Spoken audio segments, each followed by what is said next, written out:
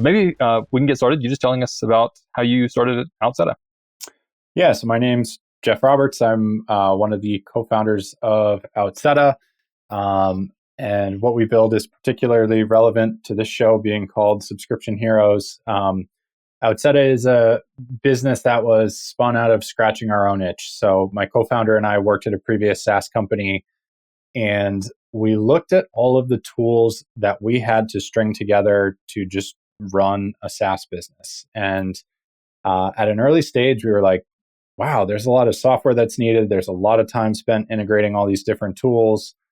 Why hasn't somebody made it easy to launch a SaaS business or a subscription business like Shopify made it easy to launch an e-commerce store, for example? So we set out, we kind of looked at SaaS businesses specifically, but subscription businesses more broadly, and said, what tools do they all need? And we came up with a list of sort of 5 core features. They all need payments to charge their customers. They all need authentication to log users in and out of their products. They need a CRM to track customers. They need email tools to communicate with those customers. And they need a help desk to provide customer service. And pretty much every SaaS business that we found, and the vast majority of subscription businesses, need all of those things. So that's what Outseta is. It's a platform that gives you all those things in a single platform and makes it easier to get started and launch a subscription business. And I saw on a post you made that you guys basically worked on Outseta for like 3 years and basically made no money. Is that right? We did. I think after 3 years, we were at something like $1,500 in MRR, something really, really low. So essentially no money, certainly not enough to even cover our costs at that point. So yeah, I get that question a lot. People are like, why did you keep doing this? I think there are a couple of things that contributed to that. One is I had experienced the problem firsthand. I had launched a SaaS business and grown a SaaS business and sort of seen the chaos and time and energy involved in integrating all these different tools. And I had a really high degree of conviction that an integrated platform would be better, or at least for some portion of people, it would be a much better solution. So I genuinely believed that in my heart of hearts. The second thing is we knew going into this that we were building a big thing and we were bootstrapping it. So instead of building a single software product, we were really building a payments tool, an authentication tool, a CRM, an email system, et cetera. And those are really, really competitive categories of software. So we sort of knew going in, we just needed to give ourselves time to build to the point where the product was good enough to compete against all these point solutions or more specialized tools that we compete against. And the hard reality is, even after 3 years, it just wasn't that compelling. There were a lot of great alternatives that, frankly, were better. And I think the number one thing that we've seen in our growth over time is as the product has continued to mature and get better, we've grown faster and faster. So we knew that there was a time component to this too. And the third bit is just some good old fashioned stubbornness. I think for me, 3 years in, I was definitely dismayed that we weren't further ahead than we were. But I also looked at it through the lens of I've devoted 3 years of my life to this already, and I'm just going to scrap 3 years of effort and walk away. No way. So I stuck with it stubbornly, for better or worse. And really, it was the 4th year where things sort of started to kick into gear and the business started to grow much, much faster. And in retrospect, those 3 years were hard, but I'm happy I stuck with it. So if you could go back to before those 3 years and talk to yourself before you started Outseta, would you be like, dude, just build something easy? Or would you do that all again? Yeah, I say just very frankly, Outseta is sort of a bad startup idea. It is this big sort of labor-intensive product to build. We sell to early stage companies that churn at a high rate. Just a lot of these companies don't pan out. So we have a lot of tailwinds going against us, and we knew that going in. Frankly, we knew that we were going to have to build the business with these constraints and these challenges in mind. But at the time in particular, I knew that this was a problem. I thought there was a better solution. But more than anything, I knew that I had the right co-founders. And that was kind of my reason for building this. Even knowing that it probably wasn't the best startup idea.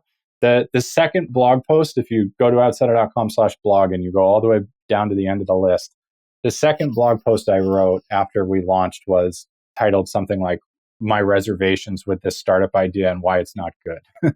Like I was very aware of this early on.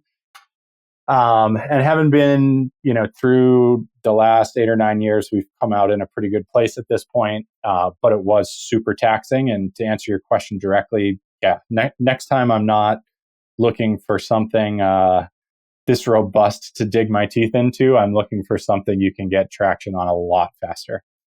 Yeah. And I think that brings us to compensation at Outseta, which you mentioned by email. And I read a post. It's pretty insane. Yep.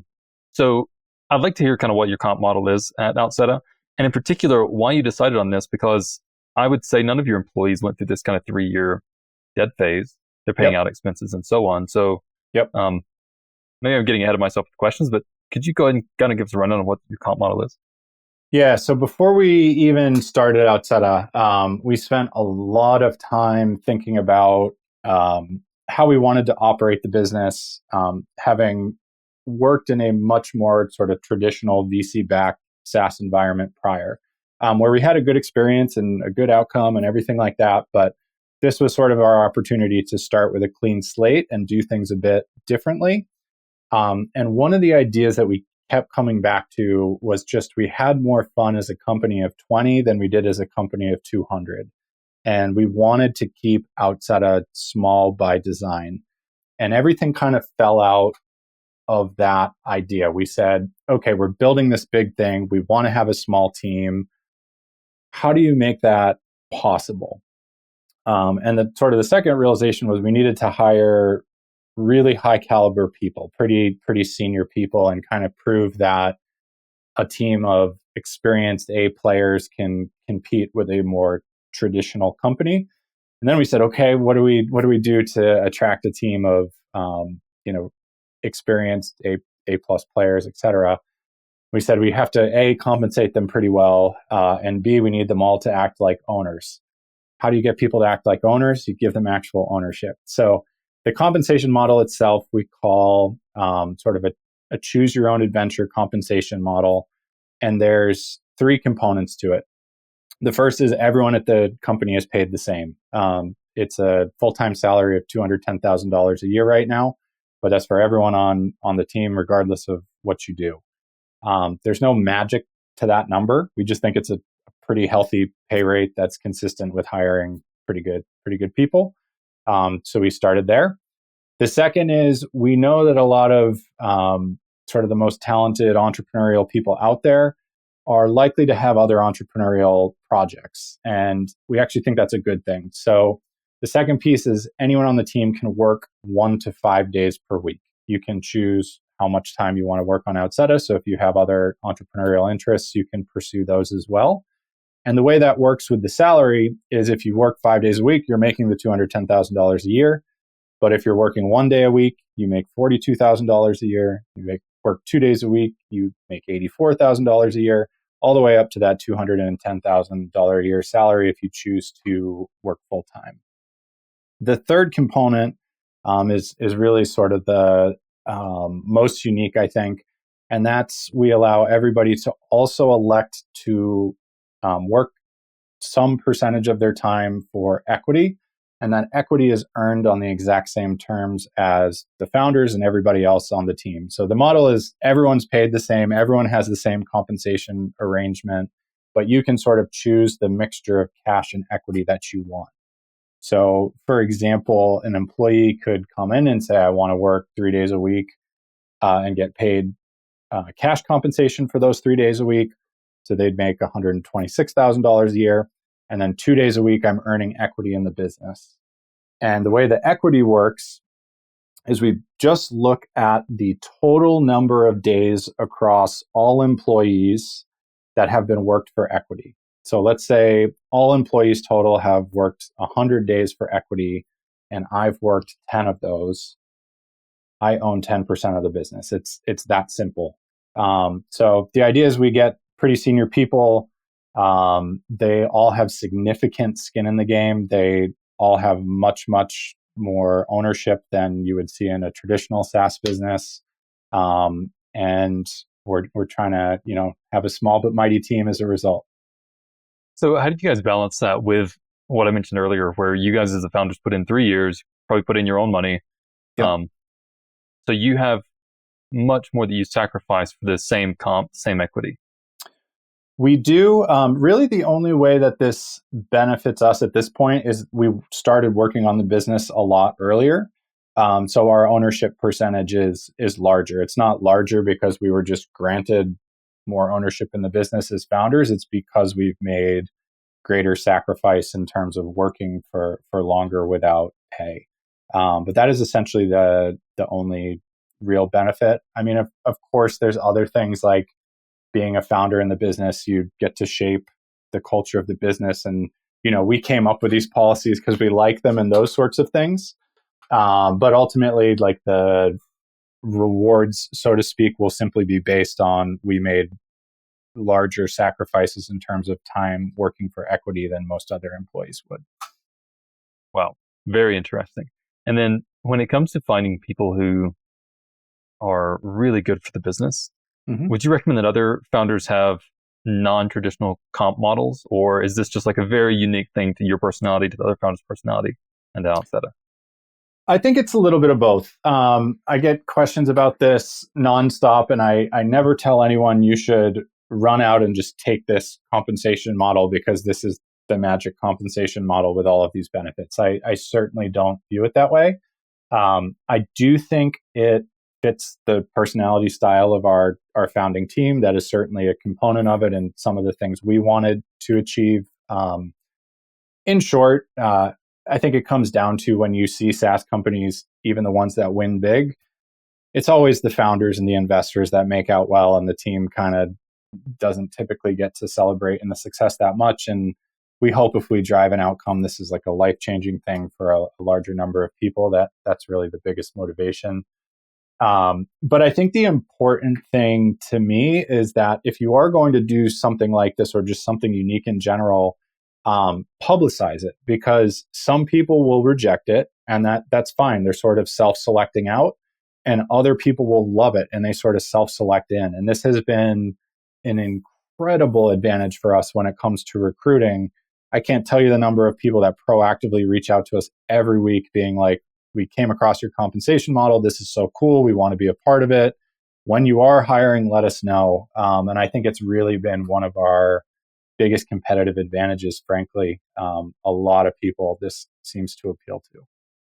Really cool. And another competitive advantage that I think you've talked about it before is growth by elimination. Yeah. So can you talk about kind of what that is, what that means for Outseta? Yeah. So to operate this way, in short, we have a lot of constraints on this business that we need to work within in order to make the business function. So we sell a low price point product. We sell to a market that's going to churn at a high rate. We're paying people pretty hefty salaries. We're not like offshoring work to, people in cheap geographies and that kind of stuff. So we have to work within all these things and somehow still run a viable business. And the idea, and the blog post that you're referencing, it's called Growth by Elimination. We basically said, what can we eliminate from the business altogether to make this business work? And we almost made it a goal, like, let's cut everything that you typically see a business do that is not completely essential out of the company. So you're just left with a few core activities. And the overarching idea is we shouldn't be doing anything unless it's building product, marketing, providing customer service, or hiring. Basically, everything else we tried to eliminate from the company. So I'll give you a few examples of that. First one is like salary negotiations. We don't do that because we have a standardized salary. So when we send a job offer to someone, it's basically like, here's how we operate, take it or leave it. We don't waste any time on that. We said early on, for better or worse, we're not going to raise money from investors. We spend absolutely zero time, putting together board decks or fundraising or anything like that. We said we're not going to have a sales team. We have no sales team. It's 100% product-led growth. People come sign up for a trial and convert, or they don't. We said we're not going to have a customer service team. Everybody on the team is going to contribute to customer service and share that responsibility. So there's just countless examples of this throughout our business. We don't do budgets. We don't do forecasting. We just kind of said these are things that people think about as like, oh, that's how you run a business. But do you really need to? And we've kind of designed systems within the company so we just don't have to think about those things and can focus the team as much as possible on those 4 activities that I mentioned. I'm curious about a lot of this. I think the first one that comes to mind is the customer service aspect of this. So how do you guys get by without a customer service team? Yeah, so it's a shared responsibility. Everybody on the team, most of our team is engineers at this point with 20 plus years of experience who could be CTOs anywhere, and they are answering customer support tickets. So when I tell people that, there's immediately this kind of jarring reaction of like, how do you get engineers to do support? A, and B, isn't that a terrible waste of money having a really expensive employee do support? I completely understand where that comes from, and it goes back to my previous point: people select in or select out. It is non-negotiable if you want to work at Outseta that you're going to devote some of your time to customer service. And in terms of it maybe not being the best use of expensive employees, kind of what we're going for is, having built a traditional customer service organization in the past, those tend to be less expensive employees. They tend to churn at higher rates, and they tend to ultimately just escalate issues to the people who can actually fix the problems with the software. And we just saw that and said, there's a lot of inefficiency there. Yes, there are some benefits, but you're basically just building this escalation layer where you invest a lot of time in people, most of whom ultimately leave. Why don't we just get you right to the person who can jump into the code base and fix the issue when you submit a support ticket? So it is very unique. If you submit a support ticket at Outseta, it's probably going to be an engineer with 20 years of experience responding to that ticket. And if there's something actually wrong with the software, they will probably just fix it ahead of time. So you can argue that, we're actually solving issues faster, although there is sort of a cost in terms of our engineers' time devoted to some of that. Yeah, I mean, I can't imagine how cool that customer experience must be as well. So, like, you reach out to support, you get in touch with someone who's basically qualified to be a CTO.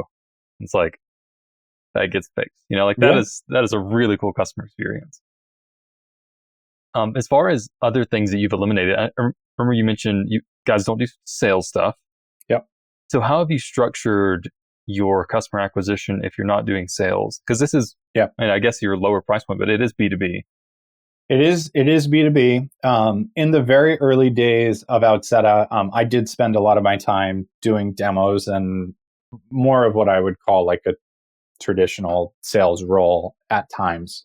Fast forward to today, we basically do nothing sales related. I will still very occasionally do a demo.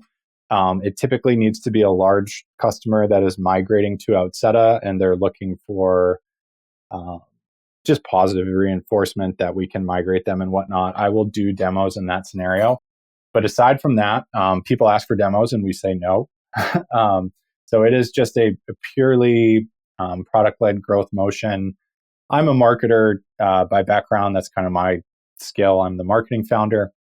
So I spend my time on content marketing, SEO, optimizing for AI tools these days, making sure the website converts really well, all those sorts of things. And it's simply just driving traffic to the site, and some percentage of that traffic signs up for the trial, has a good trial experience, and converts. Without question, like if a VC was to look at our company, there's some inefficiency there. I know for a fact there's drop off that if we had a sales team, we could probably save, and we could have onboarding specialists that could probably get more people through the in-app onboarding process that we have today.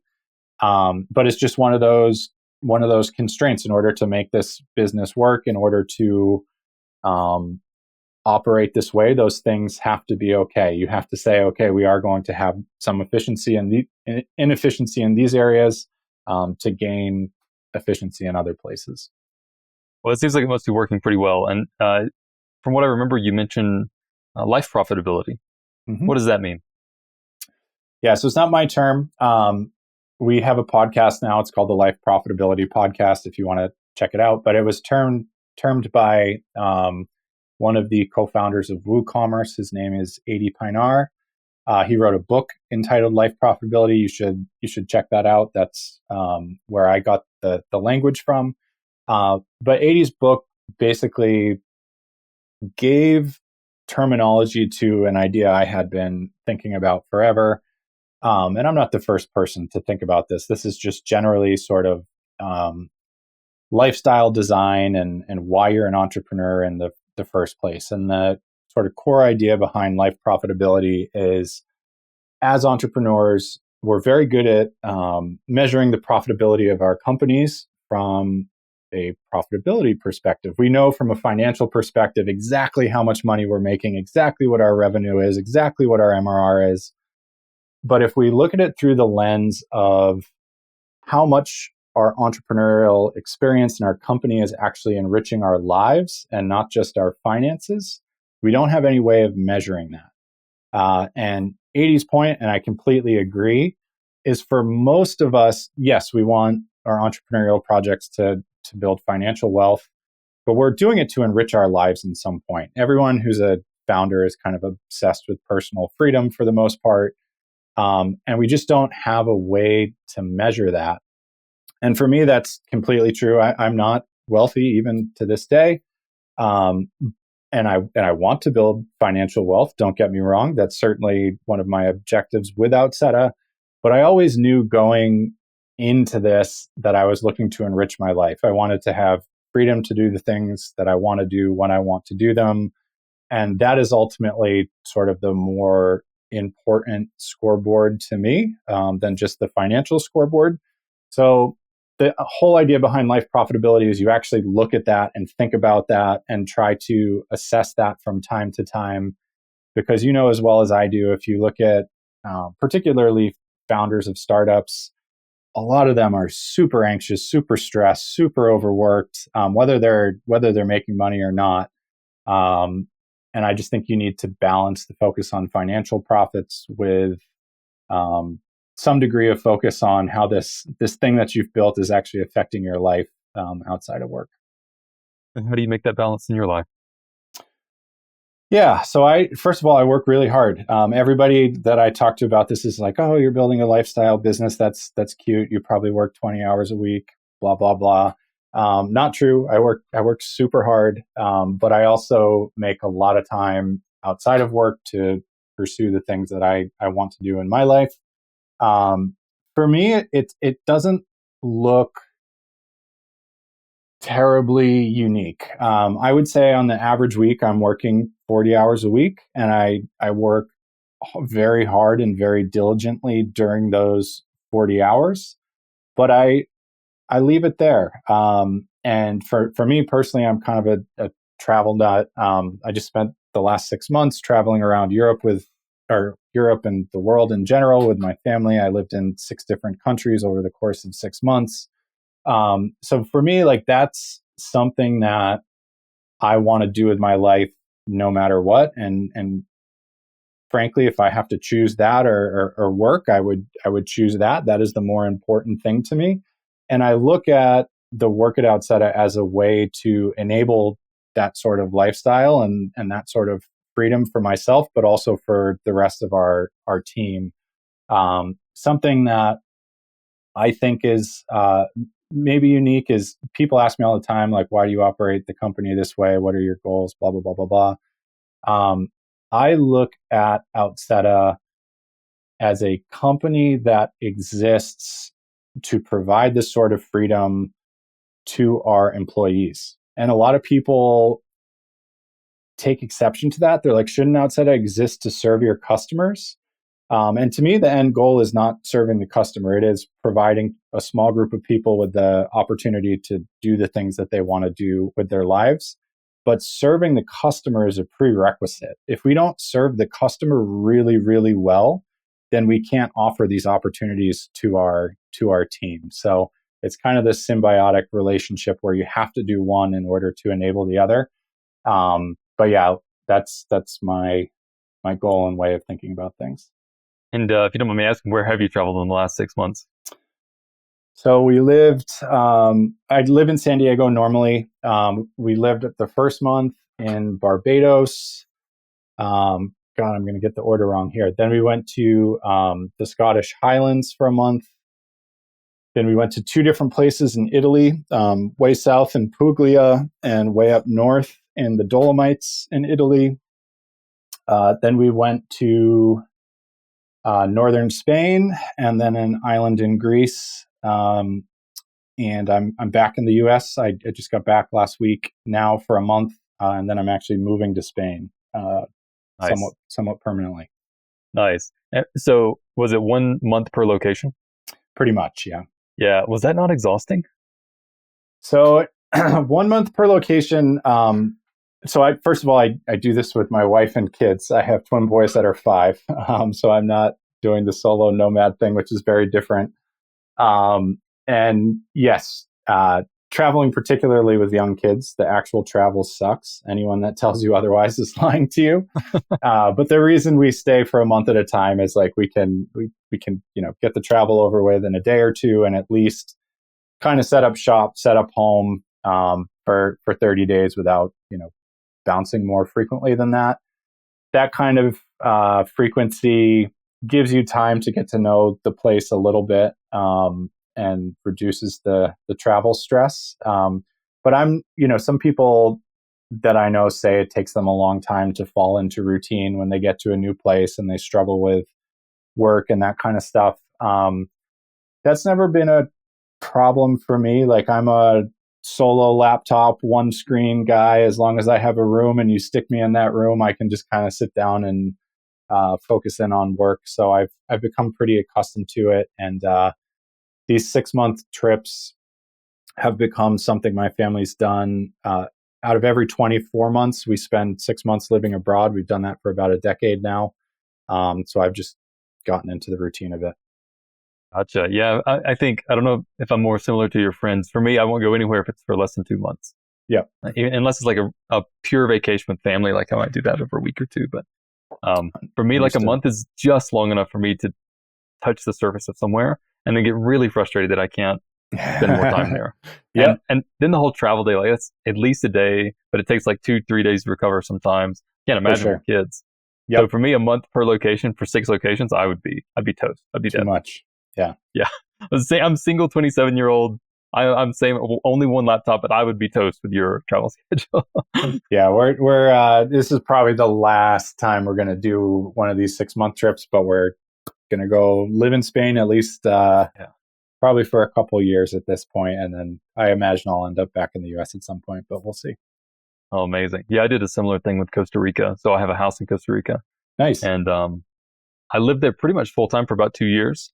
And I'm just now at the point where I'm comfortable like leaving it alone. That was the first place I ever bought. And I didn't realize that it takes like some aspect of your mental energy to own as opposed to rent. I just rented forever. It was awesome. I was like, okay, I'm going to buy a place. So I bought a place and it maybe took like, 1-2% of my mental energy. But I didn't realize like if you only have 100, then 1-2% is actually like kind of a lot. Yeah. So yeah, I just didn't realize that at the time. And now I'm comfortable leaving it. I've got people who watch it and so on. But, awesome. Yeah. It's kind of a similar story where I was like, I think I'm going to leave for a few years, and I did.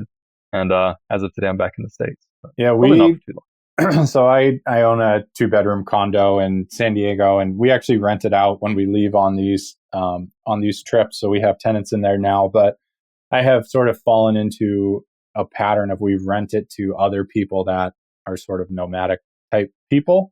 And they just kind of get it. They're like, we understand you're going to be overseas and you don't want to deal with us. And, we are kind of low maintenance tenants anyways. And you're absolutely right. It takes some mental overhead. I try to do like all the preventative maintenance that you possibly can before we leave, yet something always goes wrong. But we've had overwhelmingly positive experiences so far, luckily. Nice. Well, very good. I think one other thing that I would like to ask about, why are you an entrepreneur other than the lifestyle freedom? And do you have any advice for people who are getting into entrepreneurship? Yeah, it is definitely first and foremost the lifestyle freedom. I'd say beyond that, of course, it's the financial opportunity. I like the idea that there is financial upside and I directly have the ability to drive that. Yes, that's that's a responsibility, and that means the ball's in my court. But I'd rather have the ball in my court and have a chance at having a greater financial outcome than you'd probably have as an employee most places. In terms of my advice for people, something that I sort of preach a lot is you see so many people, particularly on Twitter, and it comes from Peter Levels and Mark Liu and all these indie hacker types, talk about like you need to just constantly be spitting out new businesses and bringing them to market and seeing which ideas stick and follow the traction and and all of that. And there's nothing wrong with that approach. It has clearly worked for plenty of people. But it is the antithesis of what I have seen work for most people.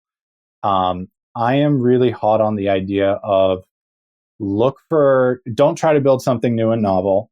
Look for an idea or a market that already exists and just say, I'm going to build in that market and I'm not going to give up until it works. I have seen that work repeatedly. I've seen it work. Outseta is an extreme example where we did this with a big idea and it took 3 years to get traction and whatnot. But competition is good. Competition means there's a market there. That means you just have to take the time to build something good enough, but you sort of de-risk your chances of entrepreneurial success if you build something in an established market. So then it just becomes completely a game of how do you give yourself enough time to build something good enough? And there's a million different ways you can solve that. You can work on things part-time. You can do other consulting work. You just do whatever you got to do long enough to stay alive. But I think if you do that, you de-risk entrepreneurship so much. And I wish more people considered that, even though it's sort of a less sexy approach. It's much less sexy, for sure.